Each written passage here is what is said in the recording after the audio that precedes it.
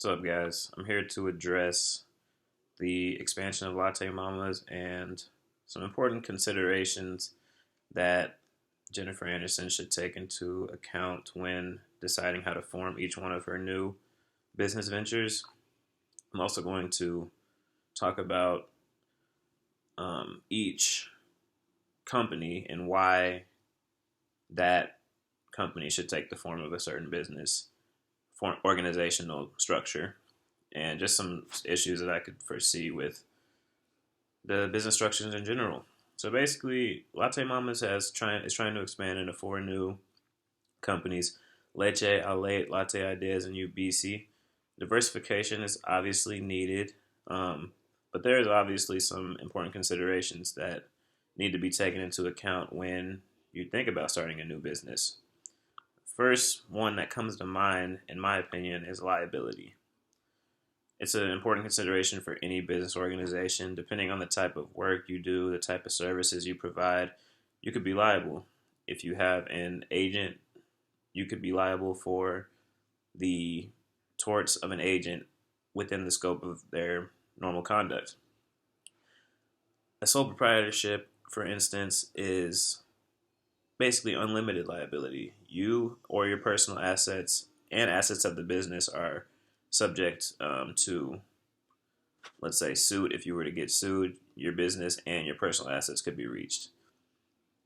On the flip side, there's corporations and limited liability companies. Limited liability being the reason why you basically have a shield over your own assets, and the only thing that a person trying to seek a claim could get is the corporation's assets or the limited liability company's assets. It kind of just adds a um, extra veil of protection that can only be pierced by pretty egregious breaches of duty or egregious conduct by a owner or board member.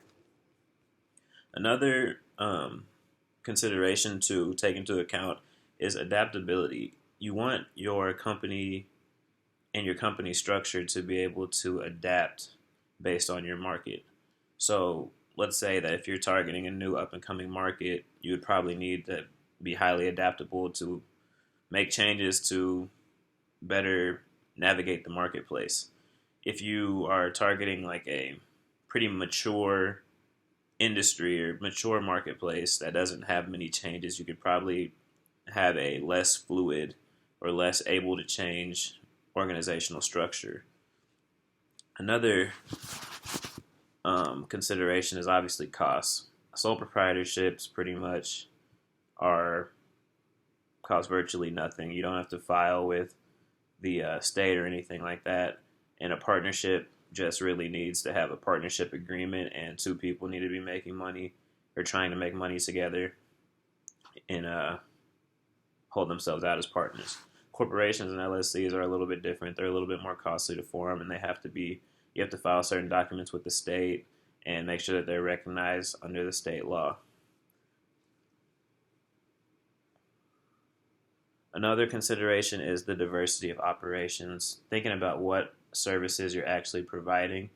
Like I said earlier, if you have a laundry list of operations that you are providing, you probably need a high complex business strategy.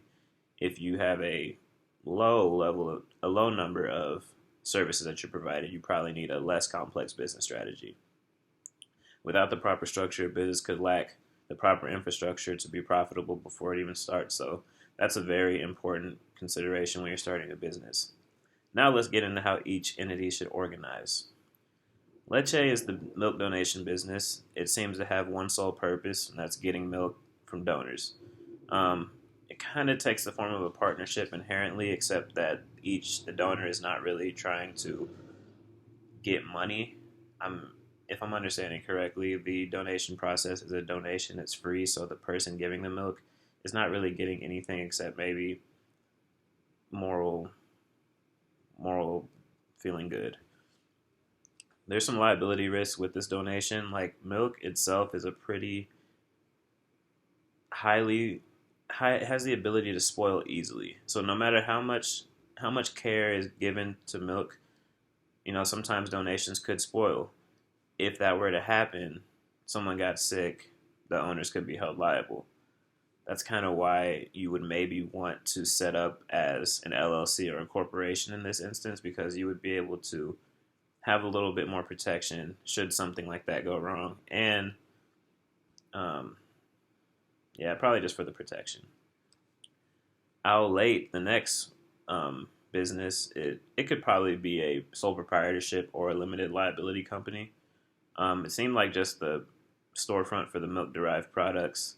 A sole proprietor could run this business as long as the products were guaranteed safe. Like I said, having a having milk as your main product comes with some risk in itself.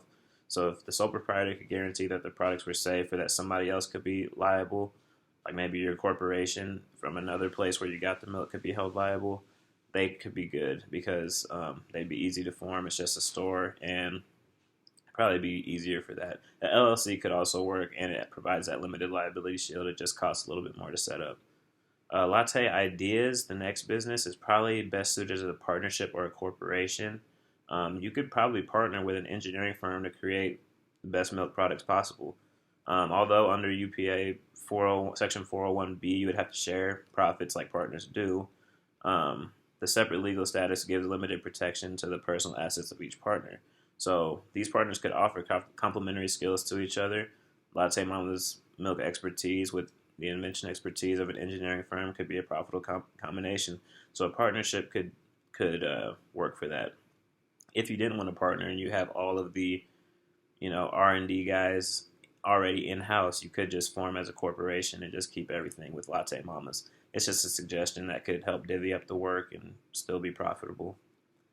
UBC should more than likely be formed as a corporation or a LLC, just based on the protections that have been discussed earlier, what LLCs and corporations can provide. It's probably the best for a company like UBC. That's where the actual milk pumping and nursing would occur. There's a lot of room for liability and torts and bad things to happen in that kind of instance. So it's probably best to have at least a little bit of protection by forming as a corporation or LLC, and that would probably suit them best. Looking at some foreseeable issues, though, the product liability is probably the biggest issue that we have to address. Like I said earlier, the product is donated breast milk. It's something that can spoil very easily and is something that does not have a long shelf life. You have to get in and get it quick. But should someone get sick or a batch of milk negatively affects a child, Lattemamas could be on the hook for that. Another possible issue is just determined by the type of business structure you choose. Like I said earlier, sole proprietorships, they have some advantages. You have one person making the day-to-day decisions, and there's no question on who's in charge.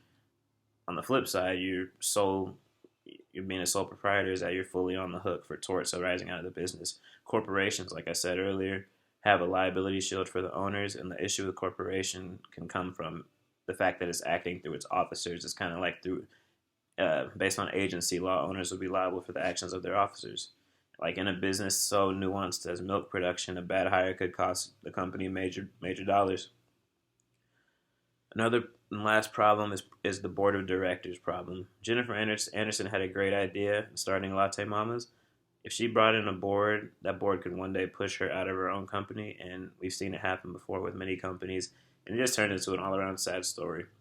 But in conclusion, I gave you guys a couple suggestions on how to form each business and the considerations to keep in mind when you are forming the business.